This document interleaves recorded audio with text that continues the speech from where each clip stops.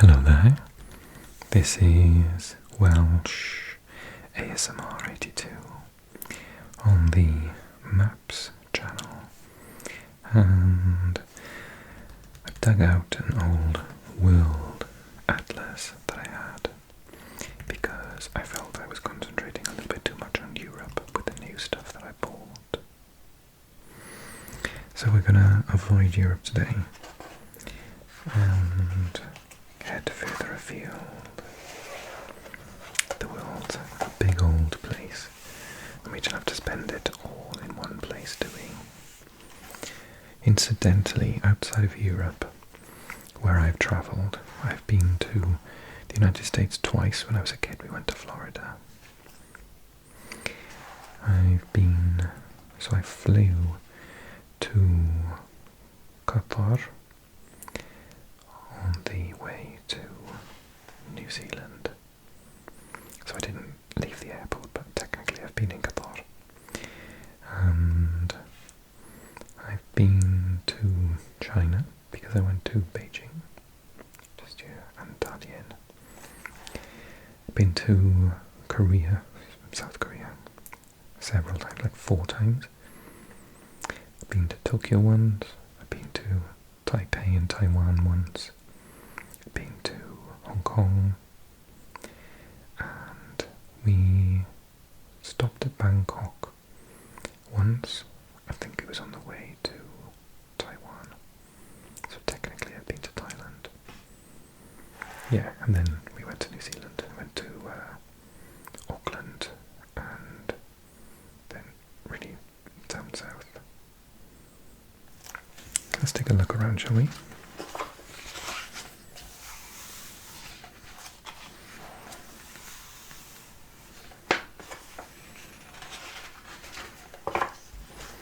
So, like I said, we're going to skip Europe.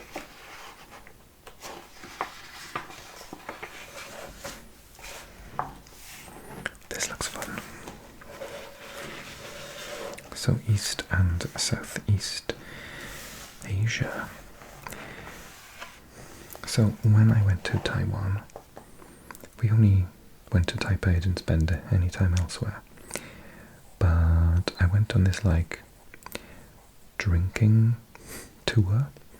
So you pay a tour guide some money and you meet them in this pub, and then they take you around loads of different cool bars with new people, and means you just like have a really crazy night out with some strangers, which is really, really fun actually. And you have some food on the way as well. And you hear about like history and geopolitics, like they took us to all these places where when the Japanese had control over Taiwan, the sort of all the Japanese area, and they explained the Japanese occupation of Taiwan to us. So it was like kind of an intelligent thing, it wasn't just drinking, and no one got drunk or anything. There's only like 5 drinks, and there were loads of people from the Philippines on the trip, so we made lots of Filipino friends, and I've heard lovely things about Manila, and I really would like to visit. Got my pencil, I'm drawing off my book. There's my bamboo stick. So yeah, I'd like to go to the Philippines. In fact, I didn't quite realise how close it was to Taiwan. And so there's the capital, Manila, and the Philippines is in this section here, so all these islands, and this one as well, I believe. And you can see there's the border there, and there, and there, so that's the Philippines still. And before we take a look at all the islands down here, so this is China, and up top we got Beijing, we got North Korea, then we got South Korea, and we've got Japan. I've done a video recently on South Korea. And then you got Shanghai, and then Guangzhou. So this southern area here is where they speak Hong Kong as their Cantonese as their first language rather than Where in the north they speak Mandarin as their first language, but everyone has to learn Mandarin because it's the national language. And people are suggesting that in places like Hong Kong and in the south here, Mandarin, because of its importance to the government, is replacing, youngsters are learning Mandarin and speaking it more than their home language, which is Cantonese, and they're worried about the future of Cantonese. I hope on a personal level that I don't like it when a larger language, like for example Chinese or English or French, sort of stop younger people, or anyone really, from speaking their home language. I'm a Welsh speaker, but only because I learned it. Because in Wales, many of us lost our language because we had the Industrial Revolution in Wales, and lots of people came to work in the factories, and English was the lingua franca, particularly where I grew up in Swansea, which was really if you have a look at the history of the Industrial Revolution, then basically it started in Swansea. In the entire world, it started in Swansea. So, my family stopped using Welsh. My great-grandparents spoke it, but my grandparents didn't because their parents taught them English. So yeah, it upsets me. I hope the Cantonese doesn't have a problem similar to that. So then we've got the very edge of India here, Bhutan, on the Himalayas here, Nepal would be just over there. We've got Bangladesh here, one of the most populated areas in the world. Dhaka is the capital, Chittagong is the second city, and that's on the border with Myanmar, which used to be called Burma. And then we've got Thailand, Laos, just here, and then going down the coast you've got Vietnam. I would love to visit Vietnam. Ho Chi Minh City down the bottom, and Hanoi at the north, and Ho Chi Minh used to be called Saigon. I'm learning Vietnamese at the moment. I need it for work, so I'm learning it, and I really want to go and practice it and eat lots of Vietnamese food because it's delicious. And then Thailand is here, Bangkok, the capital, and it goes all the way down, and Cambodia is just there as well, with Phnom Penh, as the capital just there. Okay. And as we go down this tip here of Thailand, beautiful, beautiful Thailand, it stops there, right? That's the end. And at this point it becomes Malaysia. So Malaysia and Indonesia, which we'll come to in a second. Malaysia is a group of islands. So that's the sort of mainland, the peninsula part, where the capital Kuala Lumpur is here. Curiously, the very, very tip, there's an island in Singapore. So Singapore is its own separate country. And okay, so it becomes quite complicated and we need to pay attention. So the red parts here, everything south of that is actually Indonesia. So Malaysia kind of goes here, but stops for Singapore. And then not those islands, but then this part. But not this bit, because that's now Brunei. So there are lots of little instances of countries, smaller, much, much smaller, like Singapore, Brunei. And I'll show you another one in a second, East Timor, just down here.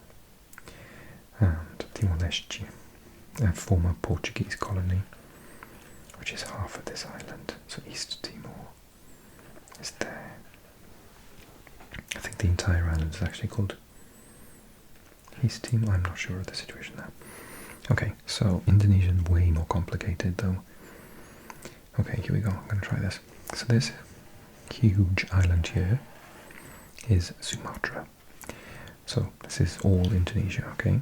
Indonesia covers a very large space and actually has a massive population as well.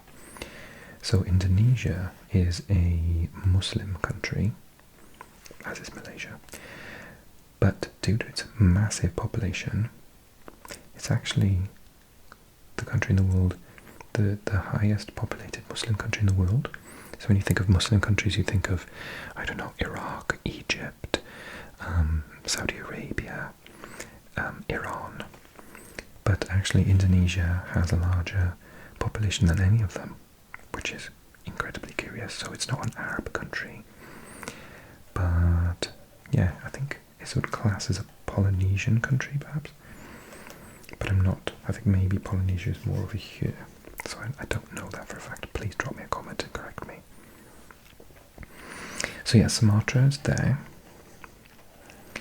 and Jakarta is here, on the island of Java. So if you've had a coffee, Java bean coffee, then it's come from this island here. So yeah, Java.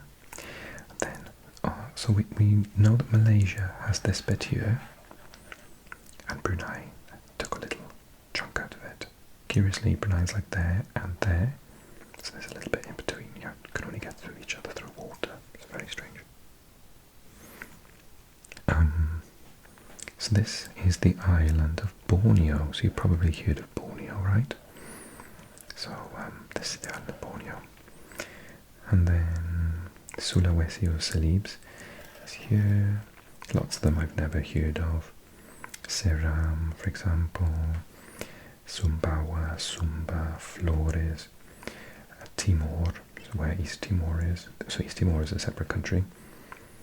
And it continues, and so we got Papua New Guinea. So half of the island of New Guinea is part of Indonesia.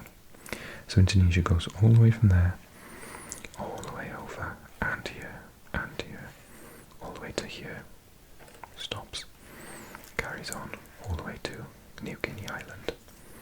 So, to stress, it starts over by Thailand, Indonesia does, and it ends over by Australia and Papua New Guinea. So this is Australia, it's the northern tip of Australia.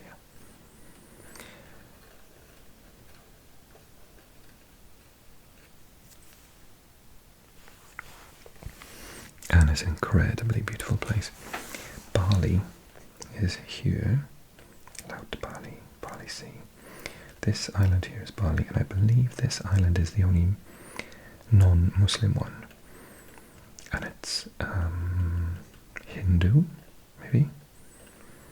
And so my friend went there. It's paradise. Absolute paradise. And there's lots of Buddhist, sorry, not Hindu.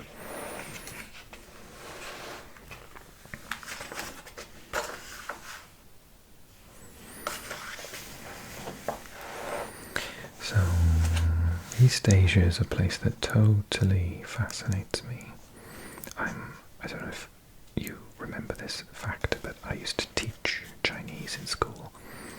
I was a language teacher, mostly of Spanish and French, but I used to teach Chinese because I speak it. And I have been to China a couple of times, Taiwan many times, and I fell in love with Korea as well, and I speak a bit of Korean. And I've never been to North Korea. Lots of people ask me. I could have, because when you go to Seoul there's like a day trip, and you can like go to the border and sort of stuff, and some people go over, but it's not nice. It's sort of fake. Everything you're shown is fake. So yeah, it would really depress me. So yeah, South Korea is lovely, food amazing, people are lovely. I highly recommend it. I've been to Seoul 4 times and Busan once because my friend was teaching English there. Jeju Island, or Jeju-do, is also part of Korea. I think this island here is disputed territory. Japan currently claim it, but I think South Korea also claim it. You may be surprised to learn this. Korea and Japan are not friends. I mean, technically they are, but after what happened in the Second World War, when Japan invaded South Korea, South Koreans historically hated the Japanese. And I've been watching this Canadian sort of comedy program on Netflix called Kim's Convenience, and they're all like Canadian Korean actors who put on a fake sort of accent as if they've just come over from Korea. And it was a lovely program, but it's really interesting. This is an episode where they're talking about like the rivalry between Korean people and Japanese people. I don't think the Japanese know or get it, but every South Korean I've ever met has sort of referenced the fact that, if they always want to beat them in sports or in the Olympics or in the football and baseball. And there's sort of dispute over who made certain dishes like instant noodles. And this episode referenced that, and I was giggling because all of the Korean people I've ever met always like highly, not like they don't hate Japanese people or anything, but really competitive to try and be better than the Japanese. And then Japan, many islands, some out of shot. I watched a documentary on Hokkaido. Apparently it's like always snowing. It's bizarre. Really bizarre. But yeah, like it's like 10 months of the year it snows. And then you've got the large island. The whole centre of this island is all uninhabitable. It's just mountain ranges. So the coastline of Japan is extremely densely populated, so much so that Tokyo is the most populated city in the world. And Japan comparatively is such a small place, and with so much land that can't be used for crop growing. It's not arable at all. You can't live on it because it's a mountain. So you can actually see Mount Fuji from Tokyo really clearly. And then you've got the other islands on the bottom here. Osaka, one of the largest cities, is here.